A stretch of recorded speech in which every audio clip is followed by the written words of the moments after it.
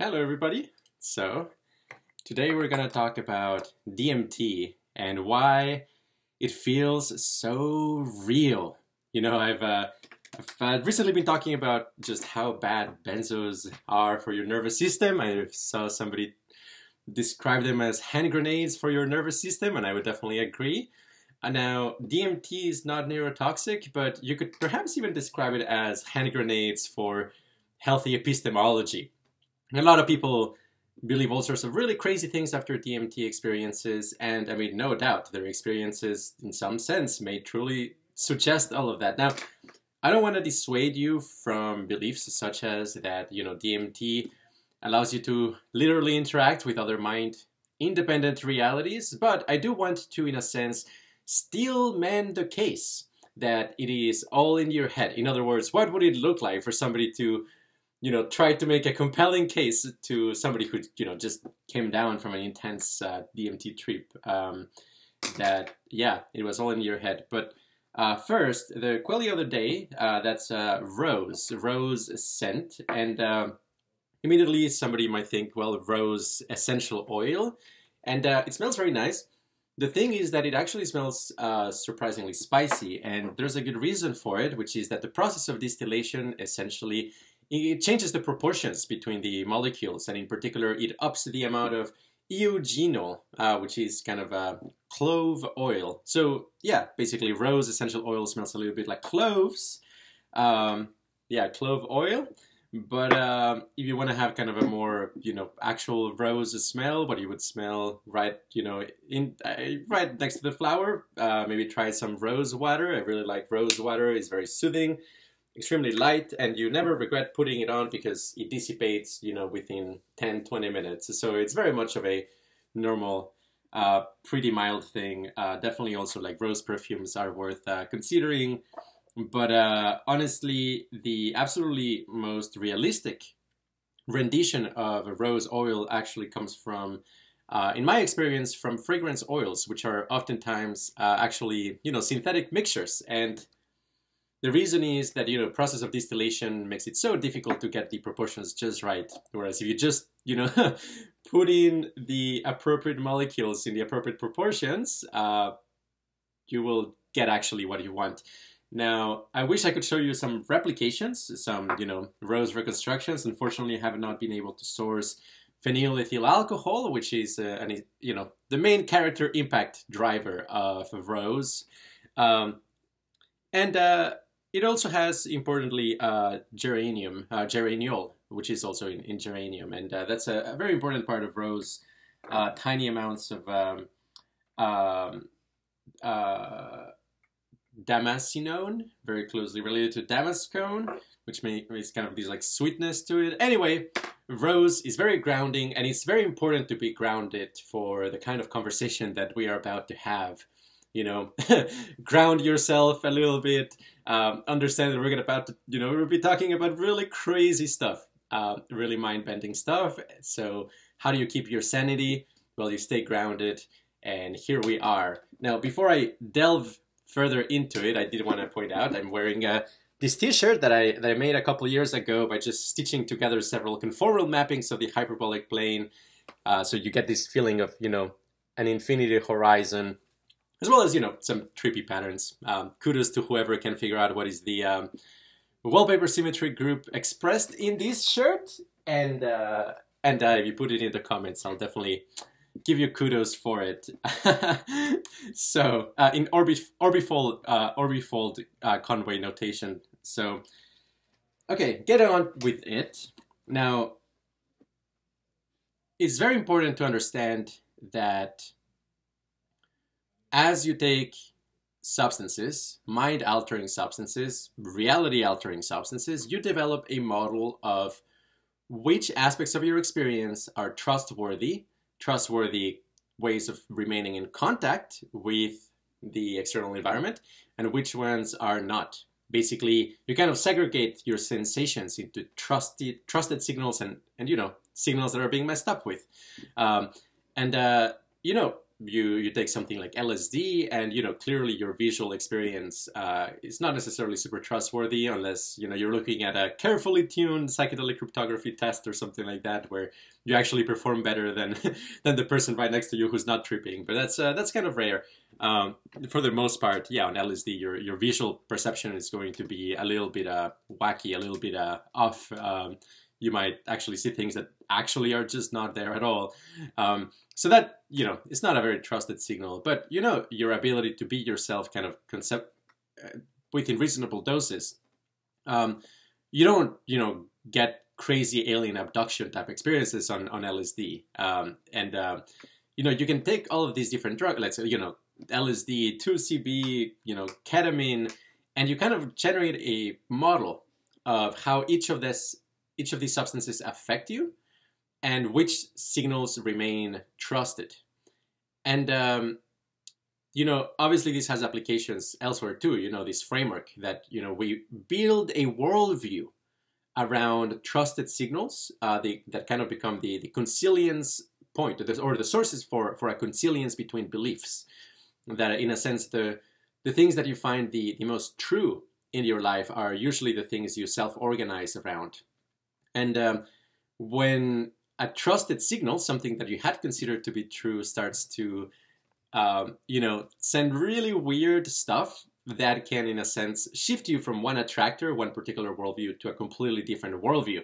And of course, we are seeing something of this sort with mind hacking across the world with new emerging memplexes. But that's a story for another time. So, okay, so you have these, trusted signals, you have a model of it. So how do you remain sane in an intense psychedelic or dissociative, mind-bending experience? Well, you need to have the following three conditions. A, you need to know that you're tripping. You need to know that you're being affected by it. Second of all, you need to have an accurate model of what the trusted signals are. And third, the drug has to be just sufficiently weak or just not sufficiently intense or powerful that it will, in its own effects, mess with these other two properties. And you see that all the time. If you take enough of something like LSD, or even a delirant, something like high doses of diphenhydramine, which I really encourage nobody to do.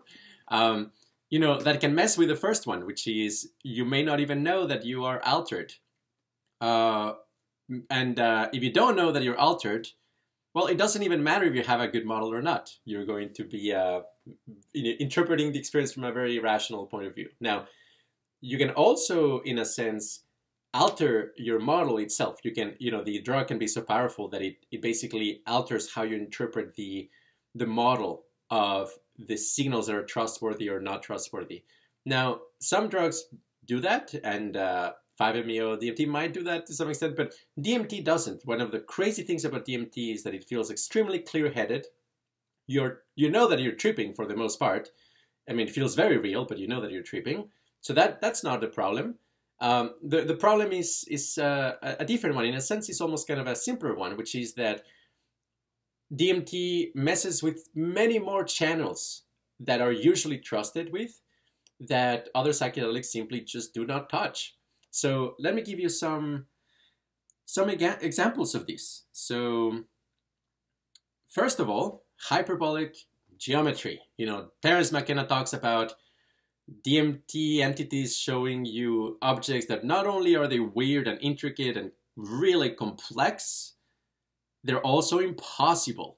And what does it mean for an object to be impossible? Well, I mean, if it's impossible, it cannot exist, right? So clearly they're showing you possible objects, but maybe there's a truth to what he's saying. And I think that truth goes along the lines of there are objects that are just not native to the geometric embedding of your normal experience. So what's changing on DMT to a large extent is the structure and geometry of your phenomenal field. And that allows it to basically support completely exotic and strange hyperbolic objects with irreducible complexity. And of course, if you see that, yes, those are impossible in our 3D Euclidean world. They are impossible here. And it's not only a matter of like, well, rendering it in a picture, right? No, you actually need to have the structure of your experience modified to actually see them for what they are in the moment. Here would be just, one example of these, like on, and this would be a projection, this wouldn't be the real deal.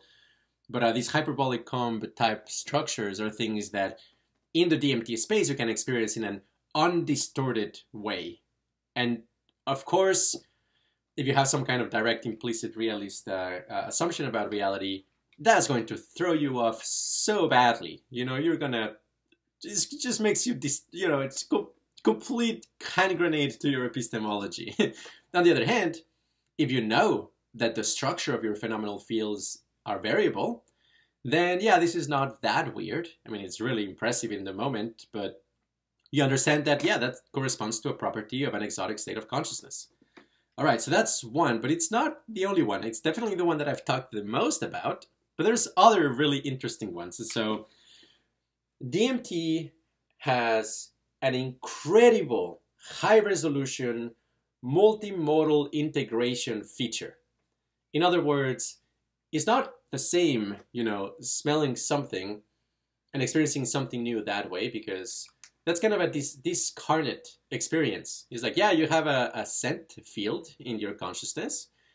It's part of your experience, but it's not very connected to everything else.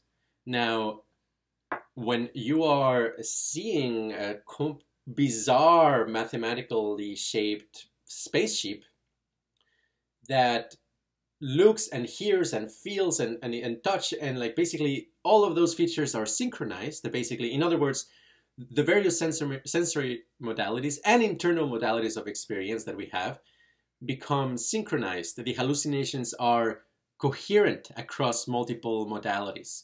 That's not something that happens with most psychedelics or even, dissociatives. Dissociatives actually makes a lot of experiences incoherent, except in some domains. But basically, dissociating the coupling between modalities. LSD, for example, is not going to usually create kind of a true hallucination where you can like touch it and feel it that way, whereas DMT definitely can. And that is extremely disconcerting. And to a large extent, our test of reality has to do with the consistency between modalities. And a quick anecdote here is that I have had the experience of actually just not knowing which modality to trust. I was once waking up from a dream in Norway, and I remember just like touching my room around, and my visual field was stuck. It was this weird kind of like a green screen with some detail I couldn't really make out of. Didn't understand what it was. But no matter where I looked, my visual field was the same. I thought I had developed some bizarre neurological phenomenon. Whereas my ability to touch my room around, go to the bathroom, open the faucet, wash my hands, all of that was intact. And then all of a sudden, I realized that I could move my head, and my visual field started actually tracking my movements, and I realized that I had misunderstood my experience entirely. What was happening is I was undergoing a sleep paralysis. I had my eyes open. I was hallucinating the tactile feelings, and actually the sight was correct. I was staring at the top of my bed. So that's a stark example of mistaking which signals trust and developing a completely different interpretation because of that. Okay, so that's one thing. Now, DMT also messes with your signals of basically philosophy enhancement, or what I call metaphysical modeling. That like people talk about like, well, I went to a world and they showed me these Xbox, but for universes, and like they were showing me how my reality is constructed and so on. Well, here's the thing: the state space of consciousness is not only about low-level sensations like colors and tastes and scents and things like that. It's also about high-level interpretations that organize all of that experience, and that also changes on DMT, such that like people who are not very philosophical, all of a sudden they become kind of these Kant, Sartre, Turing, David Pierce, Nick Bostrom, brief, kind of like newborn with like all of these crazy philosophical faculties, never trained or never used before, but completely wide awake. So this like urgency to interpret reality and make sense of it, yeah, that boom, like explodes on DMT. And that is something that we don't associate as, being something that is kind of like, could be a hallucination. That we talk, like, no, for the most part, our philosophical ability, our philosophical capacities are very trusted signals. So when a drug is messing with them, yes, of course, you're going to interpret this as like, well, yeah, they were revealing to me what the nature of reality was, as opposed to, oh, I was reinterpreting my sensations from a completely new metaphysical, philosophical sense, which is itself a variable in consciousness. So that's another very, very big one, and it's very hard to explain this, but I think it's true. Now, there's a couple more things, which is the intensity of the experience. I mean, I often talk about the energy parameter of experience, and DMT can push it really high. I mean, like, how like if you eat like a very intense hot sauce, there's a energy quality to it. It's very bright. Well, on DMT, everything is like that, and there's many levels of it. There is a lot, from 1 to 1,000. If usually the energy levels that we live in is maybe between like 10 and 20, DMT ranges between like 20 to like 100. Like it can be really hot. It gets really hot in there, so to speak. The temperature parameter, the energy parameter. Valence as well. Intensely valenced experiences are usually trusted. I mean, when you meditate on Jesus or Buddha or something and you feel this feeling of profound universal love, so blissful and beautiful, it feels very true. Now, I do encourage people to cultivate trust in something like love and kindness. I think that's very healthy for oneself. It's a shelling port for self-organization, as Mike would put it. But it's also wonderful for how you interact with others and so on. But is it a metaphysical truth? I'm not sure. It might just be that the valence is very persuasive. Now, very persuasive experiences can also become shelling points for organizing society, and that's why I think universal love actually will have important causal consequences that will, improve the world for the most part. But yeah, I mean, whether it's a true insight or not, that remains to be seen. So that's like energy and valence, but also, and this is getting to the end here, it's sensory modalities that, typically on psychedelics, people expect that you're going to have crazy visuals, maybe some audio hallucinations and a body, a body high of some sort, but like nothing too extreme on the body and tactile dimension. Whereas DMT not only saturates, it turns your brain into a qualia machine, but it's across the board. And I've gotten crazy reports. For example, a girl who was telling me that on DMT, she went hallucinated going into this kind of a cosmic pastry store, and the entities were like telling her to eat all of these wonderful things. And like she said, like the taste was at a level of intensity and deliciousness and reality that she has never experienced with any food.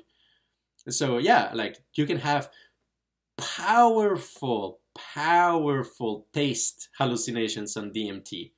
And that is, for the most part, a trusted source on psychedelics. I mean, people talk about like, well, I was having a bit of a metallic taste or something. Like, no. On DMT, you get the full buffet, the entire thing. You can have it. Smell hallucinations on DMT also can be really compelling. Like you believe that you went to a interdimensional perfume store. Color hallucinations and intensity and vibrancy of colors that is unheard of. Not even in other psychedelics you get that level of brightness. But the one that I think messes with people the most is touch hallucinations. Those are crazy. I mean, people talk about they take DMT and they look at their arm and they feel that every cell in their body is waking up. And then you have these crazy, maybe even coalitions or competitions between cells to take over your body. Like, anyway, I'll probably make a video and write much more about the state space of tactile hallucinations, because there's a lot of tactile hallucinations. But just to throw something out there in the meantime is that there's profound feelings of kind of electromagnetic disturbances, something that really feels like, you know, there's ghosts and things around. It's not only that you touch it or feel it, like, no, your sense of electromagnetism is also deeply altered. When you cross a veil on DMT, you breakthrough or whatever, it's not only that you hallucinate it and you hear it, is that you feel it in every part of your body. And it's consistent, it's cross-modally matched, is phenomenally bound across modalities. So that's another reason why it's so incredibly convincing. The last kind of sensory modality that gets really messed with on DMT is proprioception. This is one of the weirdest things because you can enter into a room or whatever where there's like an entity that tells you like, hey, I'm gonna manipulate your body image, and it does it, and it does these crazy things where you feel your hands are around here, and then all of a sudden you realize like, no, actually I'm like sitting down and my arms are like, you know, down, or that you feel you were like twisting your body around in a certain way, and it turns out you were actually doing something completely different. Now that messes with people's epistemology so badly because you feel that like, oh gosh, like I had an out-of-body experience. My energy body or something was interacting with this other reality. It was disconnected from my body. Again, maybe a rational interpretation might be, you know, it's really messing up with your homunculi, the modality of proprioception. Okay, just to finish up, the last thing that I'll talk about now is that DMT also messes with your sense of wisdom. Okay, so you experience like crazy Aztec and, you know, Babylonian and Greek, you know, patterns. Now, a lot of people interpret that like, oh, everybody experiences the same beautiful, you know, pre-historical or, you know, ancient patterns, and that makes it true. Now, of course, I have to highlight that all of those patterns are like actually relatively simple symmetries, and therefore it's not like the Aztecs invented the, I don't know, the frieze patterns or wallpaper symmetry groups, or the Buddhists invented, you know, the star 442 mandala type. Like, no, these are beautiful and universal because they're simple. They're like actually simple symmetries. So of course, if you take something that creates intense symmetrical states, yeah, it can kind of look like an ancient civilization. But, you know, with the intensified emotion, I think there's this very, very common experience on something like DMT, especially done in a ceremonial fashion, where you feel that the ancestors are admonishing you for your, you know, there's kind of a lot of, especially with bad hedonic tone, if you're kind of depressed or have anxiety or whatnot, like you're going to experience a lot of these things as revealed wisdom. Now, maybe that's useful for getting rid of bad habits or something like that.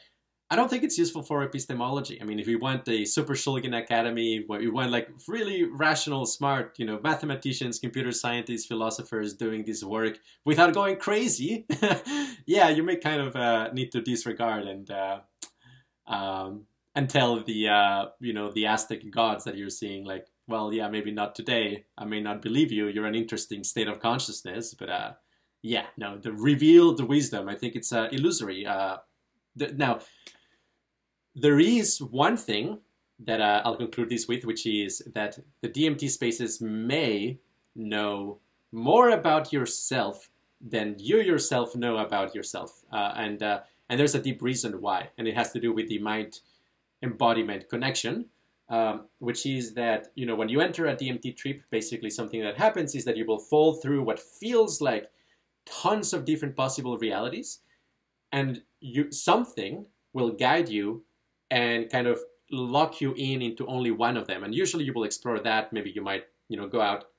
Some people have described this as kind of an intergalactic internet or something. I like to talk about it as like, yeah, it's kind of like the YouTube of interdimensional experiences or something like that. But and people say, yeah, you know, I experienced the reality that I had to experience. And there's a big reason why, I believe, and my interpretation of this is that basically you have a pre-existing affective state, embodied affective state when you start tripping. And what that's happening there is a kind of annealing process where you quickly explore lots of possible phase locking relationships between modalities and, harmonic resonant modes. And the one that you gravitated towards is the one that resonates with your pre-existing affective state. And that is why I always highlight that if you're gonna trip and like what you want is like healing, what you want is, having a good time without becoming traumatized by demons or alien probes or, I don't know, energetic bugs, entering your veins or any of that creepy, horrible stuff. I just recommend you start out in a really good mood. Meditate, do loving kindness, do yoga, eat really well for a week, don't take, other drugs. And then you will be in the best condition to actually, try a vaped DMT experience, such that when you experience this overflow of possible realities, the one you actually interlock with is a very positive and sane one that resonates with your affective state. Now, that's it for now. So hopefully, this will help your sanity quotient, the sanity quotient of your communities, and definitely feel free to share this video with anybody who you suspect may be going off the rails on the DMT train. So that is not to bash DMT. DMT is a fascinating substance, absolutely essential for qualia, successful qualia research in the future, but it is a hand grenade for your epistemology for the most part. All right, everybody, thank you so much and have a wonderful day.